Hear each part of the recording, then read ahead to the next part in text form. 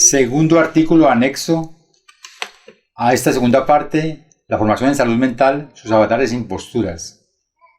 Se titula La ciencia oficial, cuantitativa, objetiva y cuantificable, así que las terapias cognitivo-conductuales no tienen en cuenta al sujeto, sus consecuencias y rechazan el concepto de inconsciente.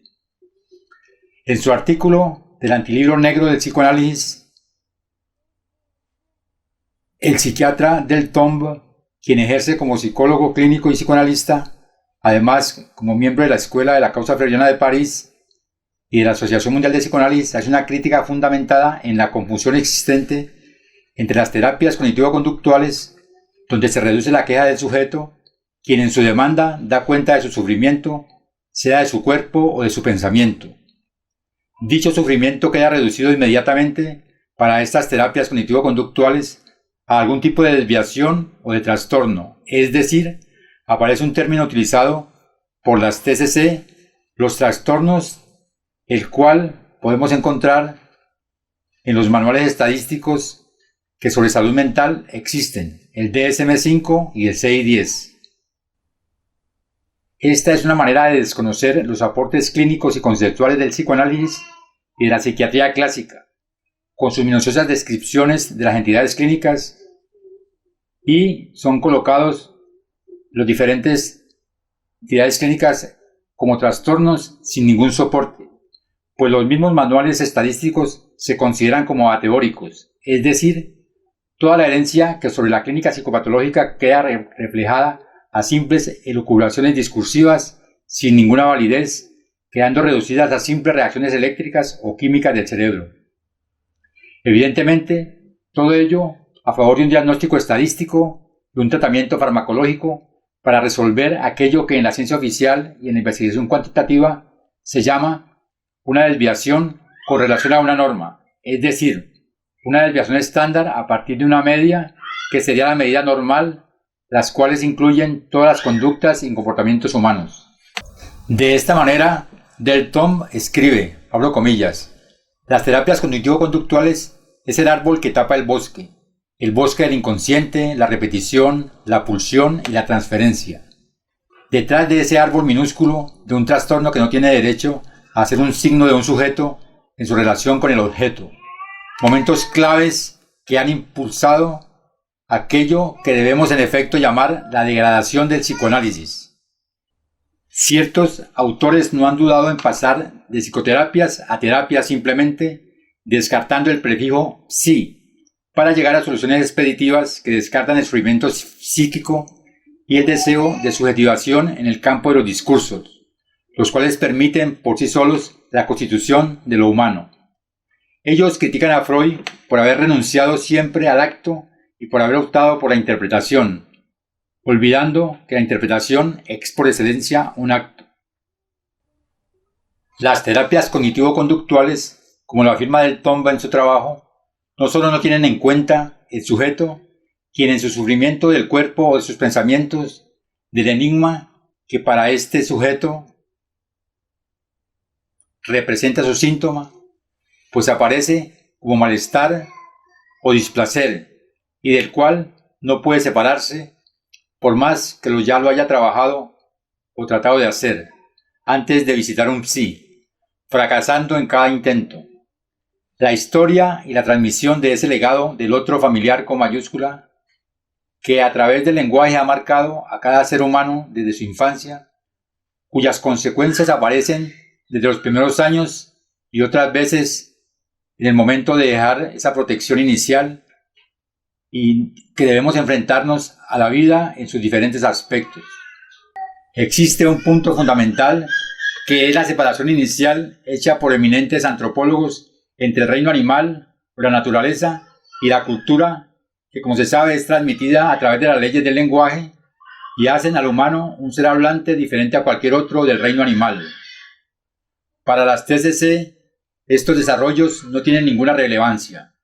Las terapias cognitivo-conductuales, abro comilla, no tienen ninguna noción de la interpretación, tomando al pie de la letra la queja del paciente para reducirla al nivel de una desviación del comportamiento. Que algo oscuro, de enigmático, se diga que el significante se preste a los equívocos Estas son evidencias que no aparecen según J. Coudreau, quien es el coautor del libro negro del psicoanálisis. Para él, estas leyes no tienen ninguna importancia. A partir de los años 20, los psiquiatras adoptaron una nueva serie de procedimientos que según ellos funcionaban al ocasionarle daño intencional al cerebro. Manfred Sokal had this notion that he could kill just the bad brain cells, that somehow we have good brain cells, we have bad brain cells. So if you give people enough insulin, you kill those bad brain cells, and if the person survived this epilepsy, they would be better off for it. A pesar de que las convulsiones le causaron grave daño a la médula espinal al 40% de los pacientes, Sokal señaló el estado infantil obtenido y declaró que su tratamiento era un éxito. Se construyeron salas de insulina en los hospitales y la terapia del coma se volvió un gran negocio. Para no ser superado, Ladislaus von Meduna de Hungría creía que él podía erradicar la enfermedad mental provocando convulsiones para dañar el cerebro con una droga llamada metrazol. He noticed his epileptics had no mental health problems, and his mental health patients, his psychiatric patients, seemed to have no epilepsy, and so he thought doing one would obviate the other. The theory was that epilepsy and schizophrenia couldn't coexist in the same brain, and that if epilepsy was induced, that a seizure was caused, it would, quote, drive out the schizophrenia. There's no scientific basis for this whatsoever. El metrazol era rápido y lucrativo. En una mañana, un solo psiquiatra podía químicamente poner a 50 pacientes en un estado dócil y manejable. Para 1939, el metrazol era tan popular entre los psiquiatras y su personal que se usaba en el 70% de los hospitales de Estados Unidos y en casi todos los demás países del mundo. El éxito financiero de la insulina y del metrazol motivó el desarrollo de un método aún más lucrativo para provocar convulsiones que dañaran al cerebro. How is electric shock therapy done? We use these electrodes. We place them on the patient's head like this. And then by means of this machine, we pass a controlled electric current through the brain, just for a fraction of a second. The patient doesn't feel it. La historia detrás de esta cura milagrosa comenzó en un matadero romano. In Italy, in 1938, two Italian psychiatrists decided to observe that before slaughtering pigs, in order to make the pigs more docile, they would apply electrodes to their temples that were hooked up to wall current, and that this stunned the pigs, but it didn't kill them, and they could then slaughter them. Well, this gave them the encouragement to try inducing convulsions with electricity.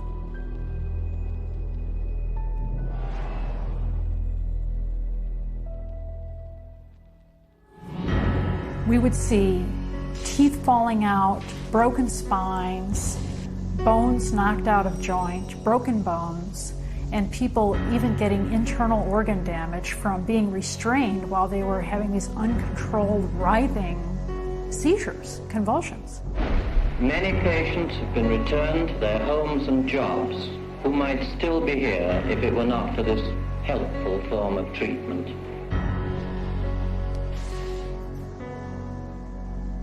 Después de vender exitosamente el daño cerebral como una cura, los psiquiatras buscaron maneras más precisas para atacar al cerebro. Esto se inició en 1848, cuando una explosión lanzó una barra de acero directamente a través de la cabeza de Phineas Gage, ferrocarrilero de Vermont. Aunque Gage sobrevivió, su personalidad se alteró drásticamente. 70 años después, el neurólogo portugués Egas Moniz intentaría obtener un resultado similar, taladrando el cráneo de un paciente y metiendo chorros de alcohol puro en el cerebro, matando el tejido de los lóbulos frontales. Moniz llamó a este nuevo procedimiento lobotomía. El Dr. Walter J. Freeman llegaría a ser el practicante de lobotomías más infame. Descubrió que podía hacerlas más rápido, sin tener que taladrar el cráneo. There was no anesthesia. And he would just lift up the eye and stick nothing more than an ice pick right into the brain, right under the orbital bone, and then just rake the thing back and forth until he was satisfied that he had caused enough disruption of brain tissue, and then pull it out. Freeman viajó por el país en su lobotomóvil, mutilando el cerebro de sus pacientes en el escenario o a veces en el mismo vehículo. And he would pull up and offer lobotomies to people, get referrals from the local doctors, or sometimes people didn't even go through doctors. They'd go right to the lobotomobile, and he would just do the brain-damaging procedure right there. Cuando sus privilegios quirúrgicos le fueron revocados, después de haberle causado la muerte a su último paciente en la mesa de operaciones, Freeman ya había realizado, supervisado, más de 3.500 lobotomías, en las cuales él mismo admitió que a más del 25% de sus víctimas las había dejado en un estado vegetativo. They lobotomized 1 million people in the 40s and the 50s and beginning of the 60s until they came to the conclusion that this was a destructive treatment. Pero aunque las curas milagrosas pronto fueron denunciadas como fraudes que dañaban el cerebro, los psiquiatras se mantenían un paso adelante, inventando nuevas formas de psicocirugía, presentándolas como avances médicos. I completely shuddered from head to toe. And that's what I heard in my head when he drilled something in my brain. Northwest, actually, the centre home. Sorry, I had to do that. Yeah, why did you have to do that? I went, oh, funny, and Did my you? head all shook inside. Oh dear. Oh, my head shook inside. Yes, all right. Everything shook, the eyes, everything, the teeth. Oh, that's well. That was grievous bodily harm done to my brain. And nobody has the right anyway to play God with somebody's brain. The whole operation took about 8.5 hours, and they kept me awake for every second of it, and I remember every second of it. And I still remember it to this day because I have this operation every day of my life. Whether I like it or not, I have it. Los psiquiatras aún alaban los beneficios de la lobotomía, un tratamiento que les da un ingreso de $31 millones anuales.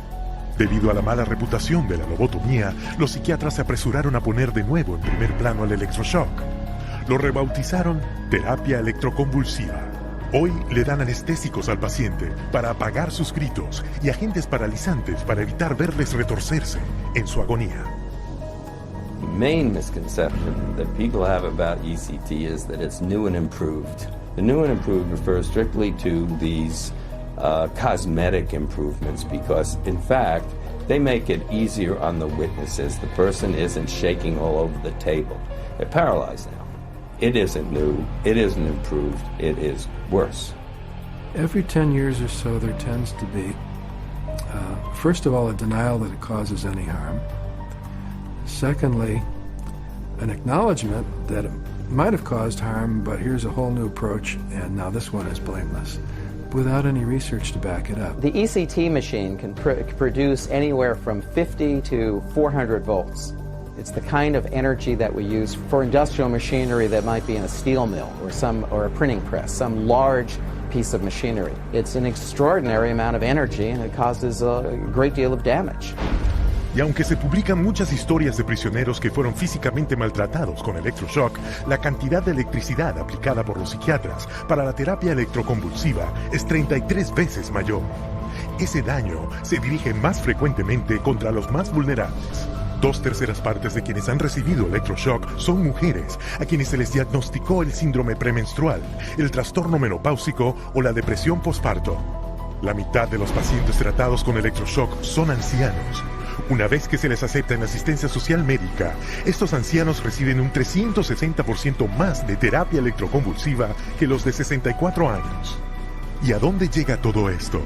A 40.000 muertos y a otros más que son incontables, con tal daño cerebral que no tienen esperanza de recuperar una vida normal. Por $12 de electricidad, solo los psiquiatras de Estados Unidos generan un ingreso de $5.000 millones. Cotreau, en su libro Los visitantes de sí mismo, ediciones Odile Jacob, 2004, Francia, citado por Del Tombe, quien dice en la página 214, el autor Jean Cotreau, abro comillas, se burla de la atención flotante, pretende afirmar que la teoría de los sueños no es válida, critica el interés del complejo de Edipo y opone al psicoanálisis la eficacia de la terapia cognitiva, que la define como un tratamiento de la información. Considera que él ha llegado a la perfección en lo que respecta a la relación terapéutica, que él resume así, abro comillas: dos científicos, el paciente y el terapeuta, trabajan en común sobre un problema que se debe resolver. A propósito de los tipos de trastorno y de su larga lista, poco importa su gravedad. Como es sabido, los niveles de medida no parecen muy sofisticados en el DSM-5 y el CI-10, cuando consideran que la gravedad del trastorno se debe medir en función de que éste sea leve, moderado o grave. Además, se mide también en el tiempo de duración, que puede variar de una semana a varios meses. La autora del artículo nos dice, abro comillas, que el trastorno sea grave poco importa, porque se trata de todas maneras de relacionarlo con un comportamiento inadaptado que se debe corregir a través de la desensibilización emocional, la relajación, la exposición voluntaria a situaciones que se quieren evitar, del control de sí mismo. Estas son técnicas utilizadas para volverse insensibles y soportar no importa cuál sea la situación que se presente. Para ilustrar de manera ejemplar la posición de las terapias cognitivo-conductuales, Deltombe nos presenta uno de los casos presentados por Jean Coutreau, donde encontramos cómo las terapias cognitivo-conductuales no solo desconocen la división subjetiva en su queja, por medio de la cual se podría indagar en entrevistas las coordenadas posibles que han llevado a este sujeto a la situación de incertidumbre que lo hace pedir ayuda. Esta pequeña viñeta clínica permite aclarar de manera evidente y simple cómo las terapias cognitivo-conductuales abordan la clínica psicopatológica. Se trata de un sujeto que han llamado Gerard, abro comillas. Es uno de los casos aportados por Jean Coutreau. Este sujeto es ejecutivo y es despedido de su empresa por recorte de personal, pero él continúa pensando que debió haber hecho algo malo. Duda de él mismo, se siente mal. El terapeuta se empeña en persuadirlo, mostrándole que según las pruebas científicas, él no está ni deprimido ni ansioso. Gerard insiste que hay algo que no puede soportar.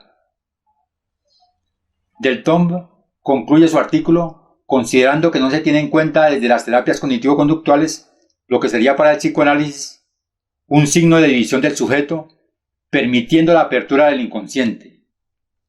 Para estas terapias, este es un comportamiento inadaptado que se debe suprimir por una terapia especializada en el manejo del estrés y poder estar seguro de sí mismo con el fin de llegar a transformarse en alguien que pueda triunfar aún más. En esta perspectiva, el deseo queda radicalmente ignorado.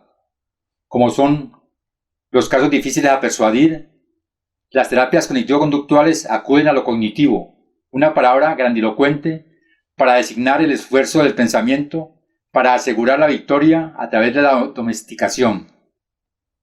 Puede ser por el lavado del cerebro que uno se aplica a sí mismo. Cada cual se vuelve el verdugo de él mismo. El trastorno manifestado al inicio ha desaparecido.